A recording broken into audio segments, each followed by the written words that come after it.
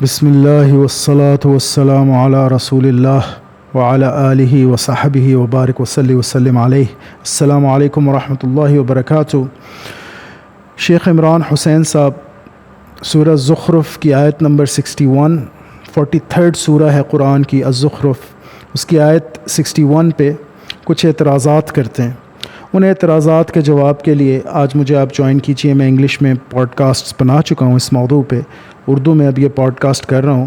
ایک قسم کا میری ان انگلش کی پوڈ کاسٹ کا ترجمہ ہی ہے، لیکن مختصر رکھوں گا انشاءاللہ اس پوڈ کاسٹ کو، اور جلدی بات کروں گا۔ اگر کسی نے تفصیل میں جانا ہے تو وہ انگلش والی پوڈ کاسٹ دیکھ سکتے ہیں۔ تو اس موضوع پہ بات کرتے ہیں انشاءاللہ بڑی تفصیل کے ساتھ، لیکن بہت جلدی سے انشاءاللہ، اور بڑے آسان الفاظ میں، بحمدہ تعالی انشاءاللہ، بحمدہ تعالی و بعونہ۔ بسم اللہ۔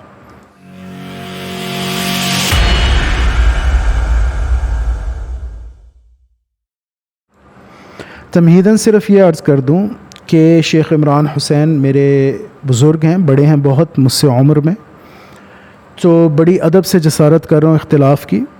اور جو تکفیر ہے ان کی، جو بہت سے لوگ انہیں کافر کہتے ہیں، قطعاً میرا منہاج نہیں ہے ایسا۔ میں فرقوں کے بارے میں اگر کسی عالم نے، کسی محقق نے، اور وہ بھی پرانے زمانے کے جو متقدمین تھے، انہوں نے اگر کسی فرقے کے بارے میں تکفیر کیا تو میں ضرور اس کو بیان کر دیتا ہوں، ذکر کر دیتا ہوں۔ ویسے تکفیر کرنا میری سرشت میں نہیں ہے، میرے منہاج میں نہیں ہے، میں عام طور پہ نہیں کرتا ایسا۔ ہاں، عقیدے کی طرف ضرور نشاندہی کروں گا۔ اگر کوئی عقیدہ کفریہ لگ رہا ہے مجھے، یا میری تحقیق کے مطابق، میری کم فہمی، کم علمی کے مطابق وہ تکفیر تک پہنچ رہا ہے، تکفیری ہے اور کفریہ ہے، تو اس کی ضرور نشاندہی کروں گا۔ شیخ عمران حسین کا یہ جو عقیدہ ہے، یہ جو ان کا مسئلہ ہے، یہ جو وہ بات کرتے ہیں، یہ یقیناً کفر تک پہنچتی ہے بات at the end of the day, ایک نہج سے، ایک ڈائمینشن سے۔ سو اس بارے میں تھوڑا سا کلام کرتے ہیں، بہت جلدی سے، بہت تیزی سے یہ ذرا دیکھتے ہیں۔ یہ آیت ہے سورہ زخرف کی، اور 43rd یہ صورت ہے، اور 61st آیا ہے، وَإِنَّهُ لَعِلْمٌ لِلسَّاعَةِ فَلَا تَمْتَرُنَّ بِهَا وَاتَّبِعُونِ هَذَا صِرَاطٌ مُسْتَقِيمٌ۔ اور بے شک وہ، یعنی حضرت عیسیٰ علیہ السلام، لعلم للساعہ، وہ قیامت کا علم ہے، فلا تمترن بہا، تو اس بارے میں شک میں مت پڑ جانا، بہا واتبعون، اور میری اتباع کرتے رہنا، ھذا صراط مستقیم، بے شک یہی سیدھا راستہ ہے۔ یہ جو انہو ہے، سب سے پہلے اس کے بارے میں سمجھ لیں۔ اس کے بالکل اوپر اس کا جو انسٹنٹ کانٹیکسٹ ہے، اس کے اندر ابن مریم کا ذکر ہوا ہے علیہ السلام۔ وہ غالب کی غزل یاد آ گئی کہ ابن مریم ہوا کرے کوئی، میرے درد کی دوا کرے کوئی، اور بات پر وہاں زبان کٹتی ہے، وہ کہیں اور سنا کرے کوئی، اور جنوں میں بک رہا ہوں کیا کیا کچھ نہ سمجھے خدا کرے کوئی۔ تو یہ ابن مریم حضرت عیسیٰ علیہ السلام کے بارے میں یہ آیا ہے۔ وَلَمَّا ضُرِبَ ابْنُ مَرْيَمَ مَثَلًا إِذَا قَوْمُكَ مِنْهُ يَصِدُّونَ۔ تو یہ ایک دو آیات پہلے ہی عیسیٰ علیہ السلام کا ذکر ہے، ان کے بارے میں یہ کانٹیکسٹ چل رہا ہے۔ اس لیے جو میجورٹی کی رائے ہے، میجورٹی مفسرین کی، اکثر مفسرین کی جو رائے ہے وہ یہ ہے کہ انہو سے مراد، یہ جو ضمیر ہے ہو کی، یہ راجع ہے حضرت عیسیٰ علیہ السلام کی طرف، عیسیٰ علیہ السلام مراد۔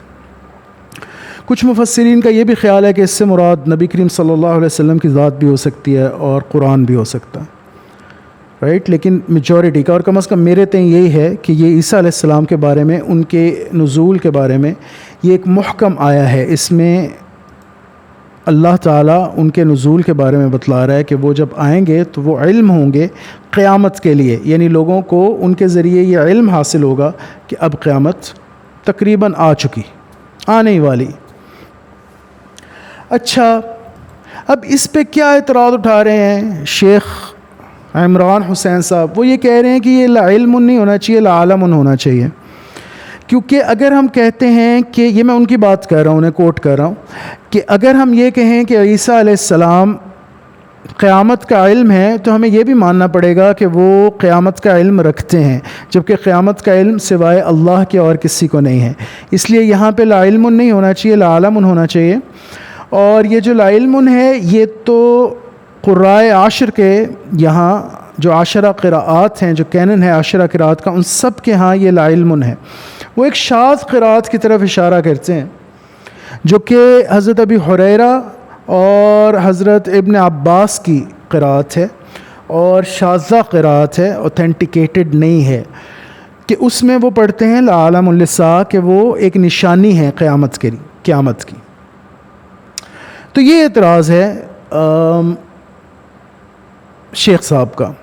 اب شیخ عمران یہ جو اعتراض کرتے ہیں اس کے اوپر جو وہ ادلہ لاتے ہیں، اس میں سے ایک دلیل یہ ہے، وہ کہتے یہ ہیں کہ یہ جو تشکیل ہے، یہ جو زبر زیر یہ تنوین دو پیشیں، یہ انسانوں کا کام ہے، چونکہ حضرت عثمان رضی اللہ تعالیٰ عنہ کے بہت بعد میں ہوا تشکیل کا کام، تو اس لیے اس میں غلطی کا احتمال۔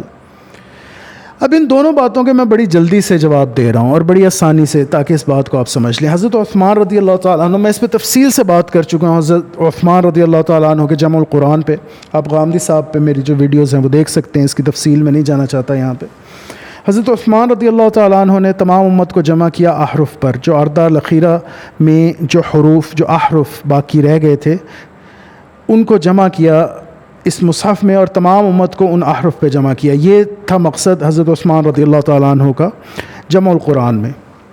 ریفرنسز سارے ویسے میرے ریسرچ پیپر میں موجود ہیں۔ اس بات کا ریفرنس ہے الانتصار، قاضی ابو بکر کی جو کتاب ہے، ان کا صفحہ نمبر بھی میں نے دے دیا اپنے ریسرچ پیپر میں، آپ میری ویب سائٹ کے تھرو ڈاؤن لوڈ کر سکتے ہیں۔ میں پچھلی ویڈیوز میں اس پہ تفصیل سے بات کر چکا ہوں۔ تو وہ جو ٹیکسٹ تھا، وہ جو لکھے ہوئے آپ کو الفاظ اور حروف ملتے ہیں الامام میں، جو کہ حضرت عثمان رضی اللہ تعالیٰ عنہ کا جو قرآن ہے جو انہوں نے جمع کیا، اس کے اوپر زبر زیر پیش نہیں ہے، نقاط ہیں جس کو اعجام کہتے ہیں، لیکن تشکیل نہیں ہے، یعنی زبر زیر پیش وغیرہ نہیں ہے۔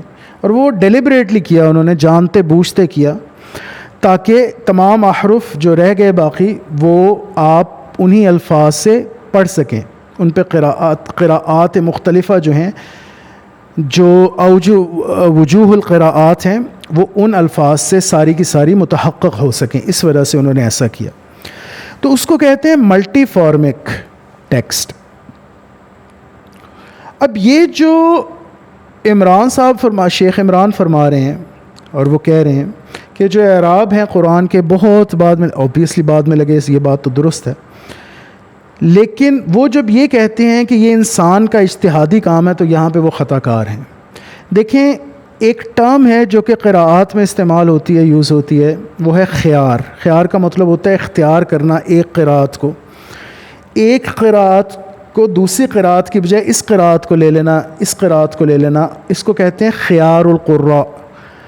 نبی کریم صلی اللہ علیہ وسلم کے حکم سے یہ خیار کرتے ہیں جو قراء ہیں، کیونکہ نبی کریم صلی اللہ علیہ وسلم نے فرمایا ان القرآن انزل علی 7 احرف فاقرؤوا ما تیسر منہ، قرآن جو ہے وہ 7 احرف پہ نازل کیا گیا ہے، تو اس میں سے جو تمہیں آسان لگے اس کو اختیار کر لو۔ تو وہ فاقرؤوا ما تیسر منہ، اس میں سے جو آسان لگتا ہے اس کو پڑھو، اس کو اختیار کرو۔ تو وہ خیار کرتے ہیں جو ان کی سمجھ میں آتا ہے، جو ان کو آسان لگتا ہے، جس طرف ان کا میلان طبعی زیادہ ہوتا ہے، اس کو خیار کہتے ہیں۔ اجتہاد تو وہ ہوتا ہے جو انسان اپنی عقل سے کرے، قراءات اجتہادی نہیں ہیں، خیار القراء ضرور ہے اس میں، لیکن وہ اجتہاد نہیں ہے۔ تو یہ اعراب جو ہیں یہ قراءات کے مطابق ہے نا۔ میری بات آپ سمجھیں، بڑی آسانی سے یہ بات آپ کو سمجھانے کی کوشش کر رہا ہوں، بڑی آسانی سے آپ کے سامنے پیش کر رہا ہوں۔ دیکھیں، وَإِنَّهُ جب آپ نے اس پہ زبر زیر پیش لگا دی تو یہ فکس ہو گیا، ملٹی فارمیک ٹیکسٹ تو نہ رہا، فکس ہو گیا نا۔ تو یہ جو آپ فکس کر رہے ہیں، جو اعراب لگا رہے ہیں، یہ قراءت کے مطابق لگا رہے ہیں۔ میں جو لفظ بول رہا ہوں اس کو صفحہ قرطاس پر منتقل کرنے کے لیے کہ وہ اسی طرح پڑھا جائے جیسے میں نے بولا ہے، آپ اعراب کا استعمال کرتے ہیں۔ بات سمجھ رہے ہیں آپ؟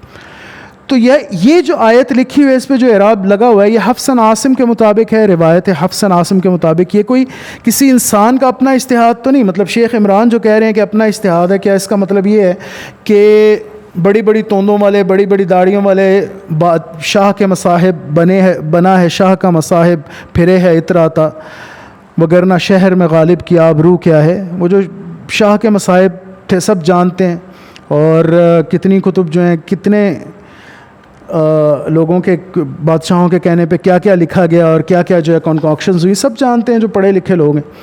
اشارہ کرنا مقصود ہے، اس بات کی گہرائی میں جانا مقصد نہیں ہے اس وقت.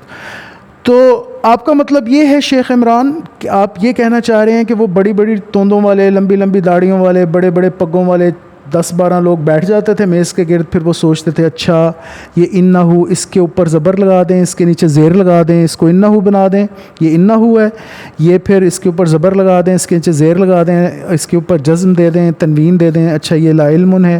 یعنی وہ یہ اس طرح سے یہ تشکیل ہوئی ہے قرآن کی. قرآن پہ اعراب اس طرح سے لگے ہیں؟ نہیں بھائی، یہ کوئی اجتہادی معاملہ تھوڑی ہے. جو میں بول رہا ہوں، جس طریقے سے میں قراءہ کر رہا ہوں، اس کو صفحہ قرطاس پہ منتقل کرنے کے لیے فکسڈ کہ وہ ایک منضبط ہو جائے، اس کے علاوہ کسی اور طریقے پہ نہ پڑھا جا سکے، آپ اعراب لگا دیتے ہیں.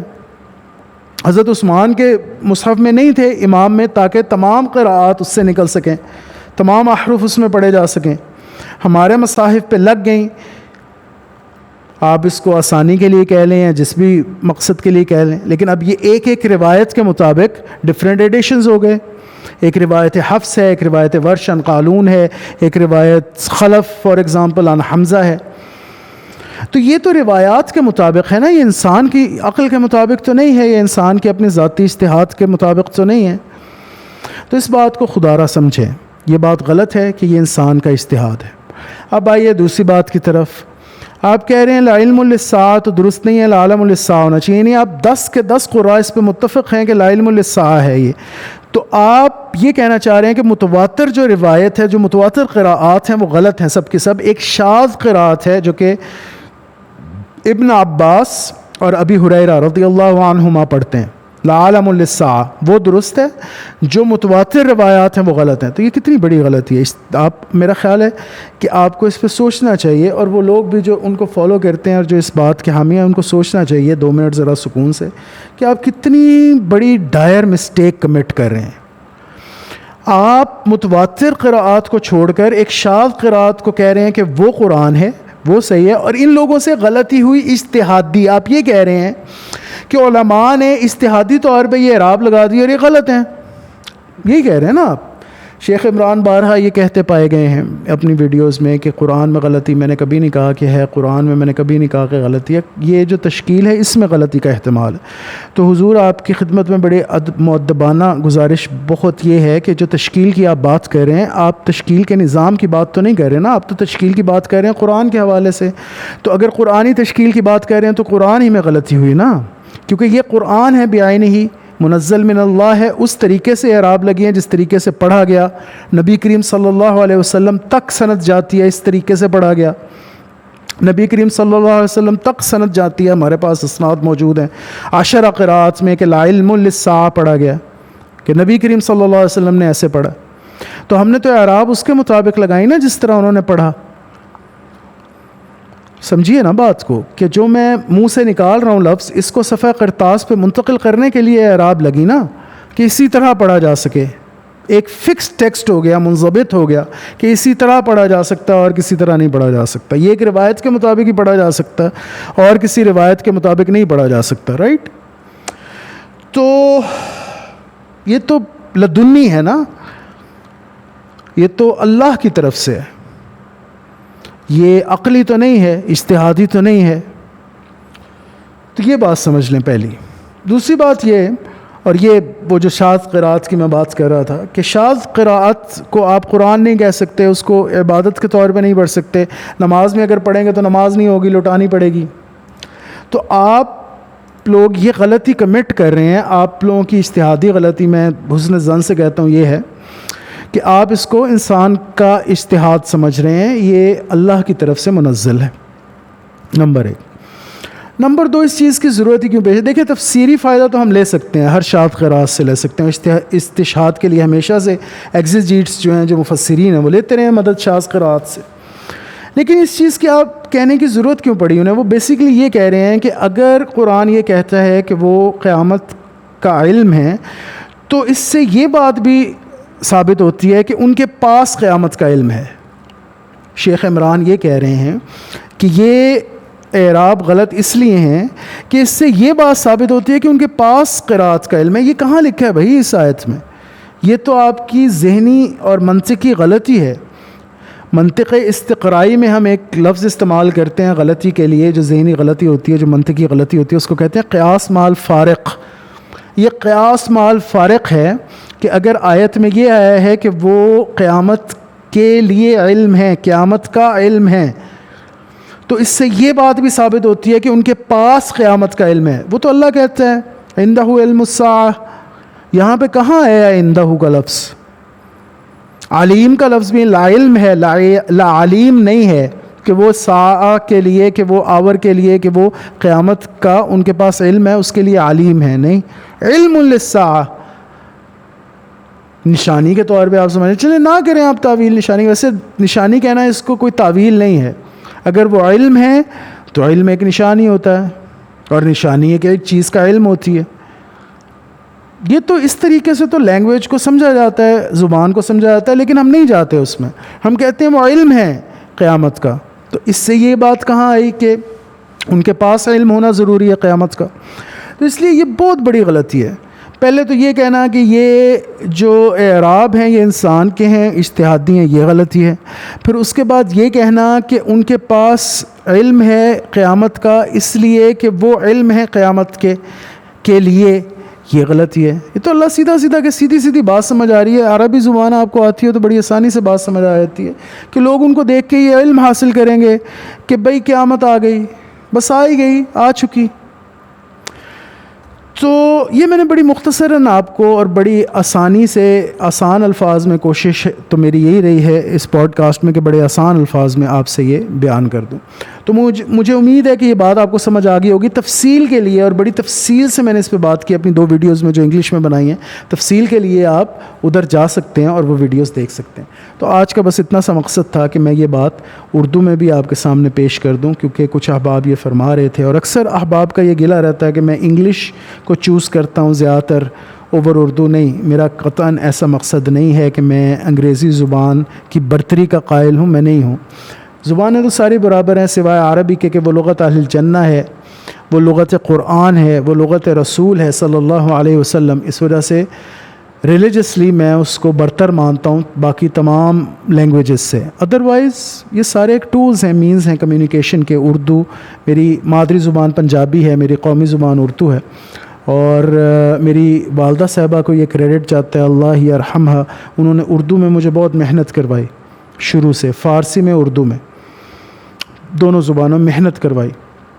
والد صاحب نے عربی میں سعودیہ میں پیدا ہوا، میرے ساتھ والد صاحب نے خود بھی بڑی محنت کی کہ میں عربی اور اچھے سیکھوں، ربی ارحمہما کما ربیانی صغیرہ۔ لیکن میرے گھر میں مجھ پہ محنت ہوئی ہے اردو زبان پہ، تو میں اردو زبان بحمدہ تعالی کو میں نے پڑھا ہے، اردو معلّہ کو بھی پڑھا ہے میں نے، اور گرامر بھی پڑھی ہے اس میں ادب بھی پڑھا ہے بحمدہ تعالی۔ تو ایسی کوئی بات نہیں ہے، میں بس یہ واضح کرنا چاہتا ہوں کہ میں انگریزی زبان کی برتری کا قائل نہیں ہوں۔ میرا چونکہ تخصص انگریزی میں ہے تو وہ جانا پڑتا ہے انگریزی کی طرف، پھر آپ کو پتہ ہے جب ایکیڈیمیا کی بات آتی تو اس وجہ سے انگلش کی طرف جانا پڑتا۔ ادروائز میرے لیے یہ برابر ہیں تمام لغات۔ تو اس قطعاً میرے بارے میں یہ مت سمجھیے کہ میں انگلش کو پریفر کرتا ہوں اردو پہ، بلکہ اردو میں شاید میری زیادہ پوڈ کاسٹس ہیں، اگرچہ کہ اس پہ ویوز کم ہوتے ہیں۔ انگلش کی پوڈ کاسٹ پہ میرے ویوز زیادہ ہوتے ہیں، لیکن میں اردو میں پھر بھی زیادہ پوڈ کاسٹ کرتا ہوں۔ تو اس بات کو اپنے ذہن سے نکال دیں کہ میں اردو کو کسی لحاظ سے کمتر جانتا ہوں۔ تو اردو میں نے آپ کے سامنے عرض کر دیا یہ مسئلہ۔ تفصیلات کے لیے ایکیڈیمک اسکالرلی بحث کے لیے آپ انگلش کی ویڈیوز ملاحظہ فرما سکتے ہیں۔ اپنا خیال رکھیے گا بہت زیادہ، اپنے اہل محلہ کا، سب ارد گرد کے رہنے والوں کا، اور اہل دنیا کا بھی۔ السلام علیکم ورحمۃ اللہ وبرکاتہ۔